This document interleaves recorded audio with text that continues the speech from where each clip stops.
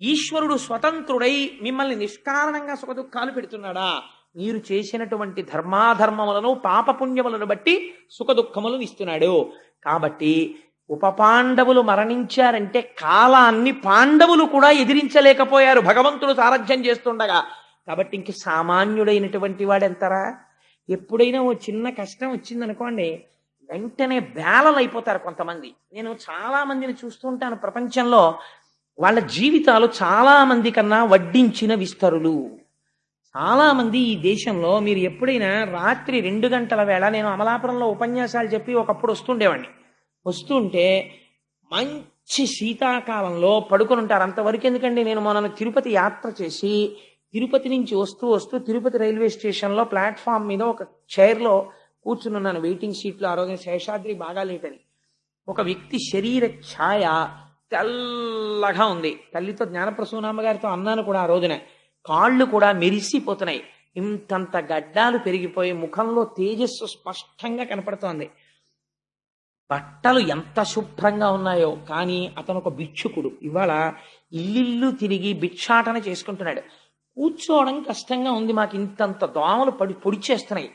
అంతమంది మధ్యలో ఆ సిమెంట్ బెంచీ కింద పడుకుని నిద్రపోతుంటే ఇంతంత దోమలు ఆ కంఠం మీద, ఈ కళ్ళ పక్కన, కనతల మీద పొడిచేస్తున్నాయి. పొడిచేస్తుంటే అతను అలా నిద్రపోతుంటే ఉండుండి ఆ దోమని ఇలా కొట్టుకుంటుంటే నాకు అతని ముఖం వంక చూస్తుంటే ఎంత వేదాంతం జ్ఞాపకానికి వచ్చిందో. ఇతను కూడా ఎక్కడో ఒక తల్లిదండ్రులకు పుట్టుంటాడు, ఎక్కడో పెరుగుంటాడు. శుభ్రమైన బట్ట కట్టుకోవాలి, ఒళ్ళు నీటిగా ఉంచుకోవాలని నిన్ను తెలిసాయి కాబట్టి ఒకప్పుడు ఏదో గౌరవనీయమైన బ్రతుకుంటాడు. కడుపున పుట్టినటువంటి పిల్లలు దగా చేసేస్తే ఒక ఆవిడికి ముష్టెత్తుకోవడానికి చేత కాక పరమ గౌరవనీయమైన వ్యక్తి, నేను నిడదవోలు షటిల్ చేసే రోజుల్లో అక్కడ ఉన్న చంటి పిల్లల్ని ముద్దాడుతూ, బాబు చెయ్యి చాపి బొత్తిగా అడుక్కోలేనండి అని నిలబడితే గవర్నమెంట్ అఫీషియల్స్ షటిల్ చేసేవాళ్ళు. అయ్యా, నేను ఆ ఊరు పేరు చెప్పను, ఎందుకంటే గబుక్కున ఆవిడికి ఈ వార్త తెలిస్తే ఆవిడ బాధపడే అవకాశం ఉంటుంది, సభలో వాళ్ళు గుర్తుపట్టచ్చు. అందుకని ఆవిడ ఫలానా వ్యక్తి అండి, పిల్లలే ఆవిడ్ని మోసం చేసి రోడ్డు మీదకి గెంటేస్తే ఆవిడ బంగారం అంతా తీసేసుకుంటే పిచ్చి తల్లి ఎవరిని అడుక్కోలేక వీధుల్లోకి వెడితే గుర్తుపట్టేస్తారని రైలు ప్రయాణికుల వెంట తిరుగుతూ, ఆ రైలుల్లో కూడా ఎక్కేటప్పుడు తెలియని వాళ్ళు ఉన్నారంటే వాళ్ళ దగ్గరికి వెళ్ళి మాత్రమే ఆవిడ, బాబు ఏమైనా సాయం చెయ్యండి అని కూడా నోటితో అడగలేదండి అని షట్లర్స్ ఒకళ్ళకొకళ్ళు చెప్పుకుని ఓ రూపాయి 2 రూపాయలు ఇస్తే దాంతో టిఫిన్ తిని దాంతో జీవితం గడుపుకుంటూ ఆవిడ రైల్లో కనపడేది నాకు. మీరు ఆలోచించండి, కాలోహి దురతిక్రమ. ఎంతంత వైభవాలు అనుభవించినటువంటి వాళ్ళు అంతంత అటువంటి నీచమైనటువంటి జీవితాలు గడుపుతున్నారు. మీకు నేను ఒక్క ఉదాహరణ చెప్తాను. ఒకసారి నేను ఆశ్రమ శ్రావణి మన ఊర్లోనే ఉంది, నేను ఆ వృద్ధాశ్రమానికి వెళ్ళాను. మా తల్లి అనురాధ గారు కూడా వచ్చారు ఆ రోజున. సంవత్సరాది నాడు అనుకుంటా. ఈ ఊర్లోనే ఉంటారు ఒక తల్లి, ఆవిడ పేరు నాకు జ్ఞాపకం లేదు, కానీ శరన్మేఘము అని పుస్తకం రాశారు. ఎంత చంటి పిల్లల్ని కాపాడినట్టు కాపాడతారు అక్కడ ఉన్న వృద్ధుల్ని. ఒక దుర్మార్గుడైన కొడుకు, నేను ఈ మాట అనడానికి ఏమీ వెనకంజ వేయట్లేదు, నేను తెలిసే ఈ మాట ప్రయోగిస్తున్నాను. తల్లిని, అమ్మా నిన్ను దేవాలయానికి తీసుకెళ్తున్నానమ్మా అని చెప్పి తీసుకొచ్చి వృద్ధాశ్రమంలో విడిచిపెట్టి వెళ్ళిపోయాడు. వెళ్ళిపోతే ఆ తల్లికి పిచ్చెక్కిపోయింది. ఆవిడ రోజు పెట్టి సర్దేసుకుని అన్నం తిని, మా అబ్బాయి వచ్చేస్తాడండి నేను వెళ్ళిపోతాను, మా అబ్బాయి వచ్చేస్తాడండి నేను వెళ్ళిపోతాను అని ఇలా చెప్తుంటారు పాపం అందరికీ, వెళ్ళిన వాళ్ళకి. ఆ తల్లి మాకు చెప్పారు, మీకు గుర్తుంది కదమ్మా, ఏంటి వాళ్ళ అబ్బాయి తీసుకొచ్చి ఇలా దింపి వెళ్ళిపోయాడండి, ఆవిడకి పిచ్చి వచ్చేసింది. ఎవరిని నమ్ముతారు ప్రపంచంలో మీరు? ఆలోహి దురతిక్రమ. వాళ్ళకొచ్చిన కష్టం కన్నా మీకొచ్చిన కష్టాలు పెద్దవా? ఒక పిసరు జ్వరం వస్తే, ఒక చిన్న ఎదురు దెబ్బ తగిలితే, కొద్ది పిసరు మోకాలు నెప్పెడితే పోరుమని ఏడ్చేసి పరమేశ్వరుడు ఇంత వైభవాన్నిచ్చి, ఇల్లిచ్చి, వాకిళ్ళిచ్చి, ఉద్యోగాలిచ్చి, ఎప్పుడో చేసుకున్న పాపకర్మకి చిన్న కష్టం ఒక్కటి పెట్టినంత మాత్రం చేత దిగాలు పడిపోయి, నేలన పడిపోయి, గుండెలు బాధేసుకుని, లేనిపోని నిరుత్సాహం తెచ్చేసుకుని, ఎప్పుడూ కష్టాలే ఆలోచించుకుంటూ నేనేమిటి ఇలా ఉందండి, నేనేమిటి ఇలా ఉందండి అని బతకడం నీ అంత నువ్వు పాడు చేసుకున్న జీవితమా? ఈశ్వరుడిచ్చినటువంటి ఉజ్వలమైన జీవితాన్ని నువ్వు నాశనం చేసుకుంటున్నావా? ఒక్కసారి భీష్ముడి స్తోత్రం చదువు. అంతటి పాండవులకి కష్టం వచ్చింది, వాళ్ళు దిగాలు పడిపోయారా? పడిపోలేదే. పాండవులు తమ జీవితాలు పండించుకుని మోక్ష మార్గంలో వెళ్ళిపోయారు. కృష్ణుణ్ణి నమ్ముకుని వెళ్ళిపోయారు. నువ్వు ఎందుకు వెళ్ళలేవు? భీష్మస్తుతి కేవలం వినడానికి కాదు. భీష్ముడు ఏదో పద్యం చదివాడండి ఆ రోజున, నేను సారా పద్యం చదివేసి మీకు అర్థం చెప్పడానికి కాదు. భీష్మస్తుతి మీరు ఆ పద్యాన్ని జ్ఞాపకం పెట్టుకుంటే మీ కష్టాన్ని తట్టుకోవడానికి అదొక టాబ్లెట్. ఎంత గొప్ప పద్యం చెప్పాడో చూడండి. ఆ మాట చెప్పి ఆయన అంటాడు, కృష్ణుడి వంక చూసి ఇంకా ప్రాణోత్క్రమణం చేసే సమయం ఆసన్నం అయిపోతుంది, ఏకాదశి ఘడియలు వచ్చేసాయి. ఆయన అన్నాడు, త్రిజగన్మోహన నీలకంతి తను ఉద్దీపింప ప్రాభాత నీరజ బంధు ప్రభమైన చేలముపయింద్రంజిల్లా నీలాల కవ్రజ సంయుక్త కుంతలములు ఆ నుదిటిపై నొప్పంగా మా విజయుంచేరెడు వన్యకాడుమది నావేశించు నెల్లప్పుడు. ఎంత గొప్ప మాట అంటాడంటే, నా మనస్సునందు సర్వకాలముల యందు ఉండవలసిన వాడెవడు? త్రిజగన్మోహన నీలకాంతి తను ఉద్దీపింప ప్రాభాత నీరజ బంధు ప్రభమైన చేలముపయింద్రంజిల్లా నీలాల కవ్రజ సంయుక్త ముఖారవిందమతి సేవ్యంబై విజృంభింప మా విజయుంచేరెడు వన్యకాడు మది నావేశించు నెల్లప్పుడు. ఒక స్థితికి వెళ్ళిపోయిన తర్వాత చిన్నతనం నుంచి మనిషి జీవితంలో నేర్చుకోవలసింది నేర్పుతున్నాడు భీష్ముడు. బాహ్య పూజ కాదు. బాహ్య పూజ ఎంతసేపు చేస్తారు? ఇక్కడ పెట్టుకోవాలి పరమాత్మని, ఎలా పెట్టుకోవాలో నేర్పుతున్నాడు.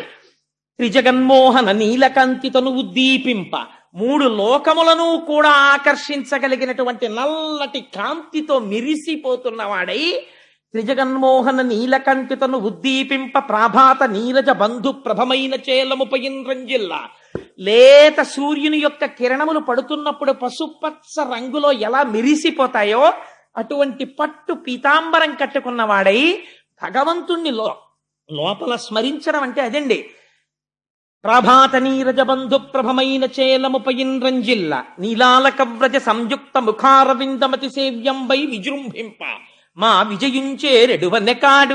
ఆ పిలవడంలో ఆప్యాయత చూడండి. మా విజయుంచే రెడువన్నెకాడు. మా విజయుడేమిటి? ధర్మమునందు నిలబడి కృష్ణుడి సారథిగా చేసుకున్నవాడు. ఎత్ర యోగేశ్వర కృష్ణో ఎత్ర పార్థో ధనుర్ధర తత్ర శ్రీ విజయోభూతి ధ్రువానీ తిర్మమ. సర్వకాలముల యందు కృష్ణుణ్ణి ఆశ్రయించి ఉన్నవాడు. అటువంటి విజయుని చేరని వన్యకాడైనటువంటి కృష్ణుడున్నాడే, ఆయన కుంతలములు ఇలా ముఖం మీద పడుతుండగా పచ్చని పట్టుపుట్టం కట్టుకుని మెరిసిపోతున్న కాంతితో నిలబడినటువంటి ఆ కృష్ణ పరమాత్మ ఉన్నారే, ఆయన సర్వకాలముల యందు మది నావేశించు నెల్లప్పుడు. ఎప్పుడు నా మనస్సులో ఆ కృష్ణ పరమాత్మ యొక్క స్వరూపము నిలబడిపోవుగాక. ఇది ఆయన చేసిన స్తోత్రం. నేను పూజామందిరంలో బాగా పూజలు చేయాలి, కోటిపత్రి పూజ చేయాలి, ఇది అడగలేదు ఆయన. ఏది కావాలో చెప్తున్నాడు. నా మనస్సునందు ఎప్పుడు కృష్ణుడు నిండి నిబిడీకృతమైపోవాలి అని ఆయన అంటారు. మహానుభావుడు ఆ అడగడంలో ఉన్న గొప్పతనం ఏమిటో తెలుసా అండి? బాహ్యంలో కాదు ఉండవలసింది. ఇక్కడ పరమాత్మని ప్రతిష్ఠ చేసుకోవాలంటే ముందుండవలసినటువంటిది భక్తి. ఆ ఎదురుగుండా ఉన్నవాడు ఎటువంటి వాడు అన్నది ఆయన గుర్తించాడు. హయరింకాముక ధూళి ధూసర పరిన్యస్తాల కోపేతమై రయజాత శ్రమతోయ బిందుయుతమై రంజిల్లు నిమ్మోముతో జయముం పార్థునకిచ్చు వెట్కనని నా శస్త్రాహుతించాలనొచ్చయు బోరించు మహానుభావు మదిలో చింతింతు అశ్రాంతమున్ ఎప్పుడు విడిచిపెట్టకుండా చింతింతూ ఆయన గురించే స్మరణ చేస్తూ నేను పొంగిపోతుంటాను. ఎలాంటి వాణ్ణి?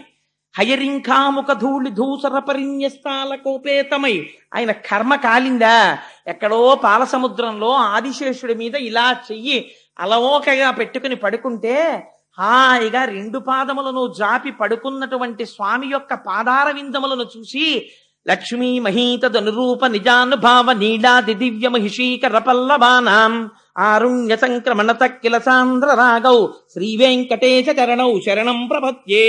ఆ లక్ష్మీదేవి ఒత్తుతున్నటువంటి పాదముల చేత శోభిస్తున్నటువంటి పరమాత్మ ఎక్కడో దివ్యమంగళ విగ్రహుడై ఉండవలసినటువంటి వాడు, రాశీభూతమై అలా యోగులకు దర్శనమిచ్చేటటువంటి స్వరూపమున్నవాడు, అంతటా నిండి నిబిడీకృతమై జ్ఞాననేత్రము చేత మాత్రమే తెలియబడేటటువంటి వాడు ఇవాళ ఎటువంటి స్థితికి వచ్చాడు? తనని నమ్ముకున్న వాణ్ణి రక్షించడం కోసమని హయరింకాముఖ ధూళి ధూసర పరిన్యస్తాల కోపేతమై ఆయన గుర్రాల్ని నడుపుతుంటే, ఏం గుర్రాల్ని నడపడం అంటే మాట్లాడే, అర్జునుడి రథానికి కట్టినటువంటి గుర్రాల యొక్క కళ్యాలన్నింటినీ కలిపి ఎడం చేత్తో పట్టుకోవాలి. పట్టుకుని ఎవరు ప్రతిద్వందో అటువైపుకి నడపడానికి వీలుగా తీసుకెడుతుండాలి. ఒక పక్క చేతులు తెగిపోతుంటాయి, కాళ్ళు తెగిపోతుంటాయి, భయంకరమైన యుద్ధం జరుగుతుంటుంది. ముందు సారథిని కొడతారు పైగాను. ఒక చేత్తో ఆ వేత్రదండం పట్టుకోవాలి, ఆ గుర్రాల్ని అదల్చడానికి హై హై అంటుండాలి. అవి పట్టుకుని నడుపుతుంటే ఆ ముందు వెళ్ళిపోతున్నటువంటి రథాల వల్ల, ఆ జోరు వల్ల, పెద్ద పెద్ద ఘీంకారాలు చేస్తూ పడిపోతున్న ఏనుగుల వల్ల, సకిలిస్తున్న గుర్రాల వల్ల యుద్ధ భూమిలో పైకి బోలెడంత మట్టి రేగుతుంది. ఆ రేగిన మట్టి అంతా స్వామి ఒంటి మీద పడిపోయింది. ఇంత మట్టి పడిపోయి యుద్ధ భూమిలో గుర్రాల యొక్క కళ్ళాలు పట్టుకొని, చేతిలో ఆ వేత్రదండం పట్టుకుని గుర్రాల్ని తోలుతూ సూర్యోదయానికి నించున్నవాడు సూర్యాస్తమయం వరకు అర్జునుడికి సారథ్యం చేశాడయా. తనని నమ్ముకున్న వాడి కోసం ఎంతకి జారిపోయాడు నా తండ్రి. హయరింకాముఖ ధూళి ధూసర పరిన్యస్తాల కోపేతమై రయజాత శ్రమతోయ బిందుయుతమై. అసలు అలసట అంటే ఏమిటో తెలియదు మా స్వామికి. ఎందుకని ఎప్పుడు అంతగా ఆరాధింపబడుతూ హాయిగా ఉండేటటువంటి స్వామి యుద్ధం చేసి చేసి రథాన్ని అటు తిప్పి ఇటు తిప్పి కాసేపటికి అర్జునుడు అంటాడు భీష్ముడి వైపుకు పోని అంటాడు. అంటే భీష్ముడి వైపుకి తీసుకెళ్ళాలి. ఎవరు వస్తారు, వచ్చి అయ్యా అక్కడ ద్రోణుడు చాలా మందిని చంపేస్తున్నాడు అర్జున మీరు రావాలంటాడు. ద్రోణుడి వైపుకు పోని అంటాడు. మళ్ళీ గబగబా ద్రోణుడి వైపుకి తీసుకెళ్ళాలి. తన యొక్క శాసనము చేత, తన కంటి చూపు చేత లోకములనన్నింటినీ పాలించగలిగినటువంటి శక్తి కలవాడు ఇవాళ తన వెనకనున్నవాడు అక్కడికి రథం పోని ఇక్కడికి రథం పోని అంటే అలాగే బాబాయ్ అని రథం తోలుతున్నాడు. ఏమి ఆశ్చర్యం రా మహానుభావుడిది. అలసట తెలియనటువంటి వాడికి చెమట పట్టింది. నుదురంతా చెమట పడితే తుడుచుకోవడానికి టైం లేదు. ఎందుకని ఎడం చేత్తో పగ్గాలున్నాయి, కుడి చేత్తో వేత్రదండం ఉంది. ఏది కింద పెట్టి ఉత్తరీయం తీసి ఇలా ఇలా తుడుచుకున్నా ఈ లోపల ఏం ప్రమాదం వస్తుందో, గభాలను ఎవరు బాణం వేసేస్తారో. అందుకని ఇలా కారిపోతున్న చెమటలు కూడా తుడుచుకోకుండా రయజాత శ్రమతోయ బిందుయుతమై రంజిల్లు నెమ్మోముతో. మామూలుగా అందరూ చూశారండి కృష్ణ పరమాత్మ ముఖాన్ని. అర్జునుడి కోసమని యుద్ధం చేస్తున్నప్పుడు నేను పిట్ల కొట్టేస్తుంటే కవచాలు, అర్జునుడిని రక్షించుకోవడం కోసమని ఆ రథాన్ని అటు ఇటు తిప్పుతూ బాణాలకి దొరకకుండా రక్షించుకోవడం కోసమని ప్రయత్నం చేస్తుంటే సారథిగా ఆయనకి చెమట పట్టేట్టు కొట్టాను. చెమటతో కూడిన కృష్ణుడి యొక్క ముఖాన్ని నేను చూశాను. రయజాత శ్రమతోయ బిందుయుతమై రంజిల్లు నెమ్మోముతో జయము పార్థునకిచ్చు వెట్కనని నా శస్త్రాహుతిని చాలా నొచ్చియు. ఎలాగైనా అర్జునుడికి గెలిపించేద్దామని ఇన్ని రకాలుగా రథాన్ని తిప్పినా నేను చేతిలో ధనస్సు పట్టుకుని సారథిని కొట్టాలి కాబట్టి నేను బాణం వెంట బాణం వేసి కొట్టేస్తుంటే ఆయన కవచం పిట్లిపోతే, ఆయన ఒంటికి నేను కొట్టిన బాణాలు తగిలితే ఆయనలోంచి నెత్తురు కారిపోతుంటే ఇంకా అర్జునుడినే రక్షించుకుందామని ఇన్ని దెబ్బలు తిని కూడా కృష్ణుడికి తగలకుండా రథాన్ని అటు ఇటు తిప్పుతున్నటువంటి భక్తపరాధీనుడైన పరమాత్మ ఉన్నాడే, వాడు నా మదిని ఆవేశించు నెల్లప్పుడు, వాడు నా మనస్సు యందు నిలబడుగాక. ఇది ఆయన వెళ్ళిపోయే ముందు చేసుకున్న ప్రార్థన. ఎంతటి మహోత్కృష్టమైనటువంటి వాడో చూడండి. ఆయన అంటాడు ఇక్కడతో సరిపోయిందా కృష్ణుడి యొక్క లీల?